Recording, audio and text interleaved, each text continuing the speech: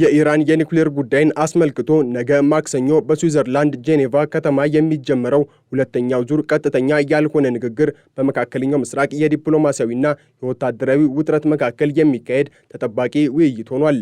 የድርድር የሚካሄደው በአንድ በኩል በፕሬዝዳንት ዶናልድ ትራምፕ የሚመራው የአሜሪካ አስተዳደር ዲፕሎማሲን እመርጣለሁ እያለ፣ በሌላ በኩል ደግሞ ግዙፍ የጦር መርከቦችን ወደ ቀጠናው በመላክ ከፍተኛ ወታደራዊ ጫና እያሳደረ ባለበት ወቅት ነው። የኢራኑ የውጭ ጉዳይ ሚኒስትር አባስ አራቺ ከቴክኒክ ባለሙያዎች ጋር በመሆን ወደ ስዊዘርላንድ ማምራታቸው በቴህራን በኩል ስምምነት ላይ ለመድረስ የመጨረሻ ሙከራ ለማድረግ ፍላጎት እንዳለ የሚያሳይ ቢሆንም ከእስራኤል በኩል እየቀረቡ የሚገኙ ጠንካራ ቅድመ ሁኔታዎች ግን የድርድሩን ውጤታማ የመሆን ዕድል ጠባብ እያደረጉት እንደሚገኝ ቢቢሲ አስነብቧል። የእስራኤሉ ጠቅላይ ሚኒስትር ቤንያሚን ኔታንያሁ ትላንት እሁድ በኢየሩሳሌም ባደረጉት ንግግር አሜሪካ ከኢራን ጋር በምታደርገው ማንኛውም ስምምነት ውስጥ ሊካተቱ የሚገባቸውንና ለእስራኤልም ሆነ ለዓለም ደህንነት ወሳኝ ናቸው ያሏቸውን ነጥቦች በዝርዝር አስቀምጠዋል። ኔታንያሁ እንደሚሉት ኢራን አሁን ያጠራቀመችውን ማንኛውንም የበለጸገ ዩራኒየም ሙሉ በሙሉ ከሀገር ማስወጣት ያለባት ሲሆን ወደፊትም ዩራኒየም የማበልጸግ አቅም እንዳይኖራት ሙሉ በሙሉ ሊታገድ ይገባል ማለታቸውን ኤንቢሲ ኒውስ ዘግቧል። ይህ የኔታንያሁ ዜሮ የማበልጸግ አቅም ፍላጎት ከዚህ ቀደም በ2015 ስምምነት ላይ ከነበረው ይዘት እጅግ የራቀና ለኢራን ወገን እንደ ትልቅ የሉዓላዊነት ጥሰት የሚቆጠር ነው። ጠቅላይ ሚኒስትሩ በቅርቡ ዋይት ሃውስ ድረስ በመሄድ ከፕሬዝዳንት ትራምፕ ጋር ባደረጉት ቆይታ ከኢራን ጋር ጥሩ ስምምነት ላይ መድረስ የማይቻል መሆኑን በጥርጣሬ ገልጸውላቸዋል።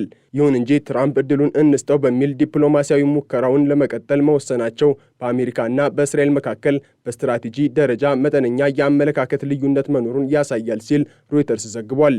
በድርድር ጠረጴዛው ማዶ የተቀመጠችው ኢራን በበኩሏ አሜሪካ በሀገሪቱ ላይ የጣለችውን አስከፊ የኢኮኖሚ ማዕቀብ የምታነሳ ከሆነ ለተወሰኑ ስምምነቶች ዝግጁ መሆኗን እየገለጸች ነው። የኢራኑ ምክትል የውጭ ጉዳይ ሚኒስትር ማጂድ ታክት ራቫንቺ ለቢቢሲ በሰጡት ቃለ ምልልስ ቴህራን እስከ 60 በመቶ ያበለጸገችውን ዩራኒየም ለማቅለጥ ወይም ለማዳከም ፈቃደኛ መሆኗን እንደ ማሳያ አቅርበዋል።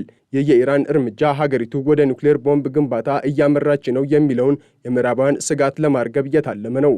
ሆኖም ግን ቴህራን ዩራኒየም የማበልጸግ መብቷን በምንም አይነት ሁኔታ አሳልፋ እንደማትሰጥና ይህም ለሀገሪቱ ቀይ መስመር መሆኑን ደጋግማ ትናገራለች። በኢራን እምነት ዩራኒየም የማበልጸግ መብት በዓለም አቀፉ የኒውክሌር መሳሪያዎች አለመስፋፋት ስምምነት የተረጋገጠ ሲሆን ይህንን መብት መነጠቅ እንደ ብሔራዊ ክብር መጎዳት ነው የሚታየው ሲል አልጀዚራ አስነብቧል። አሜሪካ በጄኔቫው ድርድር ላይ ያሰለፈችው የልዑካን ቡድን የፕሬዝዳንት ትራምፕ የቅርብ አማካሪዎችንና እንደ ስቲቭ ዊትኮፍ እና የትራምፕ አማች የሆነው ጃሬድ ኩሽነር ያሉ ግለሰቦችን ያካተተ መሆኑ ንግግሩ ከቴክኒካዊ ጉዳዮች ባለፈ ከፍተኛ ፖለቲካዊ ውሳኔዎችን የሚጠይቅ መሆኑን ያሳያል። የአሜሪካው የውጭ ጉዳይ ሚኒስትር ማርኮ ሩቢዮ በስሎቫኪያ በሰጡት መግለጫ ትራምፕ ከቀጥታ ወታደራዊ ጥቃት ይልቅ በድርድር የሚገኝ ውጤትን እንደሚመርጡ አረጋግጠዋል። ሆኖም ግን ሩቢዮ ከኢራን ጋር ስኬታማ ስምምነት ያደረገ ማንም የለም፣ እኛ ግን እንሞክረዋለን ማለታቸው በዋሽንግተን በኩል ያለው ተስፋ እጅግ ቀጭን መሆኑን ያሳያል። ይህንን የዲፕሎማሲ ሙከራ ይበልጥ ለማጠናከርና ኢራንን ወደ ስምምነት ለማምጣት አሜሪካ የዓለም ትልቁን የጦር መርከብ ጨምሮ 2 የአውሮፕላን ተሸካሚ መርከቦችን ወደ መካከለኛው ምስራቅ ልካለች። ይህ የኃይል ዲፕሎማሲ ኢራን ድርድሩን ካላከበረች ወታደራዊ እርምጃ ሊወሰድባት እንደሚችል የሚጠቁም ግልጽ ማስጠንቀቂያ መሆኑን የሲኤንኤን ዘገባ ያስረዳል። የእስራኤል ስጋት ግን በኒውክሌር መርሃ ግብሩ ላይ ብቻ እየተገደበ አይደለም። ኔታንያሁ በንግግራቸው ውስጥ ኢራን በቅርቡ እስራኤልን ለማጥቃት የተጠቀመችባቸውን የባለስቲክ ሚሳኤል ልማት ፕሮግራም እንድታቆም ጠንካራ ጥያቄ አቅርበዋል። በተጨማሪም ኢራን እንደ ሐማስና ሂዝቦላ ላሉ የመካከለኛው ምስራቅ የትጥቅ ቡድኖች የምታደርገውን የገንዘብና የመሳሪያ ድጋፍ እንድታቋርጥ እስራኤል ትፈልጋለች። ኢራን ግን ሚሳኤልንና የቀጠናውን ተጽዕኖዋን ከኒውክሌር ድርድሩ ጋር ማያያዝ እንደማትፈልግ ትገልጻለች። ሲቢኤስ ቴሌቪዥን እንደዘገበው ከሆነ ትራምፕ ባለፈው ታህሳስ ወር ከኔታንያሁ ጋር በፍሎሪዳ ሲገናኙ አሜሪካና ኢራን በዲፕሎማሲ መስማማት ካልቻሉ እስራኤል በኢራን የሚሳኤል ማዕከላት ላይ ለምትወስደው ጥቃት ድጋፍ እንደሚሰጡ ቃል ገብተዋል። ይህ መረጃ በድርድር ጠረጴዛው ላይ በቴህራን ላይ የሚደረገውን ጫናም ይበልጥ ከፍ ያደርገዋል ተብሎ ይጠበቃል። ኢኮኖሚያዊ ፍልሚያውም የዚህ ድርድር ሌላው ትልቅ ገጽታ ነው። ኢራን ለድርድሩ ስኬታማነት በአሜሪካ በኩል የጋራ ኢኮኖሚያዊ ጥቅም መኖር አለበት የሚል አዲስ ሐሳብ ይዛ ቀርባለች። የኢራን ዲፕሎማቶች እንደገለጹት አሜሪካ በኢራን የነዳጅና ጋዝ ዘርፍ በማዕድን ልማትና በአውሮፕላን ግዢ ላይ ኢንቨስት እንድታደርግ እድሎች ሊመቻቹ ይችላሉ። ይህ የኢራን ስትራቴጂ የአሜሪካን ቢዝነስ ተኮር ፍላጎት በመጠቀም ማዕቀቦች እንዲነሱ ለማድረግ የታለመ ነው። በሌላ በኩል ግን ፕሬዝዳንት ትራምፕ እና ጠቅላይ ሚኒስትር ኔታንያሁ ኢራን ለቻይና የምትልከውን የነዳጅ መጠን ለመቀነስ መስማማታቸው ተሰምቷል። ቻይና ከኢራን የነዳጅ ኤክስፖርት 80 በመቶውን የምትገዛ በመሆኗ ይህ እርምጃ የኢራንን የገቢ ምንጭ በማድረግ ወደ ድርድር ጠረጴዛው እንድትመጣ ለማድረግ የታለመ የኢኮኖሚ ጦርነት አካል ነው። የ2015ቱ የኒውክሌር ስምምነት ትልቅ ውድቀት የነበረው አሜሪካ በአንድ ወገን ራሷን ማግለሏ ነበረ። አሁን የሚደረገው ጥረት ያንን ስህተት በማረም ወይስ ይበልጥ ጠንካራ የሆነ አዲስ ስምምነት በመፍጠር ላይ ያተኩራል የሚለው ነጥብ የብዙዎች ጥያቄ ነው።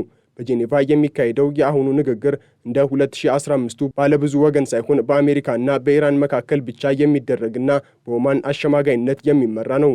ኦማን ለረጅም ዓመታት በሁለቱ ሀገራት መካከል እንደ ድልድይ ሆና ስታገለግል የቆየች ሲሆን አሁንም በሁለቱም በኩል ያሉትን እጅግ የተራራቁ አቋሞች ለማቀራረብ ትልቅ ኃላፊነት ወድቆባታል። ይሁን እንጂ ኢራን በሀገር ውስጥ ካሉ ወግ አጥባቂ ኃይሎች የሚደርስባትን ተቃውሞና አሜሪካ ደግሞ ከእስራኤል የሚቀርብባትን ግፊት ታሳቢ ሲያደርጉ በጄኔቫ የሚደረገው ንግግር እጅግ ጠባብ የስኬት ዕድል እንዳለው ይገመታል። ሌላው ሊታይ የሚገባው ጉዳይ ኢራን በቅርቡ በሀገር ውስጥ የተነሳውን ጸረ መንግስት ተቃውሞ ለመቆጣጠር የወሰደችው እርምጃ በአሜሪካ በኩል ለወታደራዊ ግፊት እንደ ምክንያት መቅረቡ ነው። ትራምፕ የኢራን መንግስት በህዝቡ ላይ የሚወስደውን እርምጃ በማውገዝ ይህ አገዛዝ መቀየሩ ለዓለም የተሻለ ነገር ነው እስከ ማለት ደርሰዋል። ይህ ደግሞ በኢራን መሪዎች ዘንድ አሜሪካ ድርድር የምትፈልገው ስምምነት ላይ ለመድረስ ሳይሆን ስርዓቱን ለመናድ ነው የሚል ጥርጣሬ እንዲያድርባቸው አድርጓል። ሆኖም ግን የኢኮኖሚው መዳከምና የወታደራዊ ጥቃት ስጋቱ ኢራን የተወሰኑ ስምምነቶችን እንድታደርግ ሊያስገድዳት እንደሚችል ይታመናል። በተለይም የበለጸገውን ዩራኒየም ለማዳከም ያቀረበችው ሐሳብ እንደ ትልቅ የመደራደሪያ መክፈቻ ተወስዷል። ኔታንያሁ ግን በዚህ የኢራን ተለዋዋጭነት ላይ ቅሬታ አላቸው። ጠቅላይ ሚኒስትሩ እንደሚሉት ኢራን ዩራኒየም የማበልጸግ አቅሟን በሀገር ውስጥ እስከያዘች ድረስ በማንኛውም ጊዜ ወደ ጦር መሳሪያ ግንባታ ልትመለስ ትችላለች።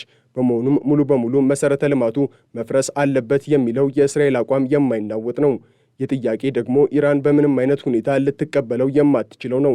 ይህ ዜሮ የማበልጸግ አቅምና የዩራኒየም የማበልጸግ መብት መካከል ያለው ግጭት በጄኔቫው ድርድር ላይ ትልቁ እንቅፋት እንደሚሆን ጥርጥር የለውም ሲል አልጀዚራ አስነብቧል። በጠቅላላው ሲታይ የጄኔቫው ድርድር በሁለት ትልልቅ አማራጮች መካከል የቆመ ነው።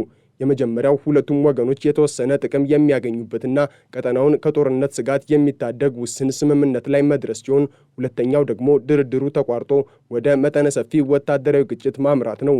አሜሪካ 2 አውሮፕላን ተሸካሚ መርከቦችን በቅርብ ርቀት አቁማ ዲፕሎማሲን መምረጧ የትራምፕ አስተዳደር በኃይል የታጀበ ዲፕሎማሲን እንደሚከተል ያሳያል።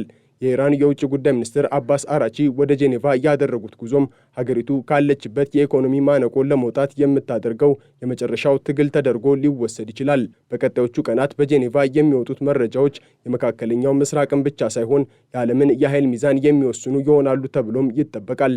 የእስራኤል ጽኑ አቋም፣ የአሜሪካ ወታደራዊ ጫናና የኢራን ኢኮኖሚያዊ ፍላጎት በአንድ ተቀላቅለው የሚበስሉበት የድርድር ውጤቱ ምንም ይሁን ምን ለሚቀጥሉት ዓመታት የቀጠናው ፖለቲካ አቅጣጫ ጠቋሚ ይሆናል።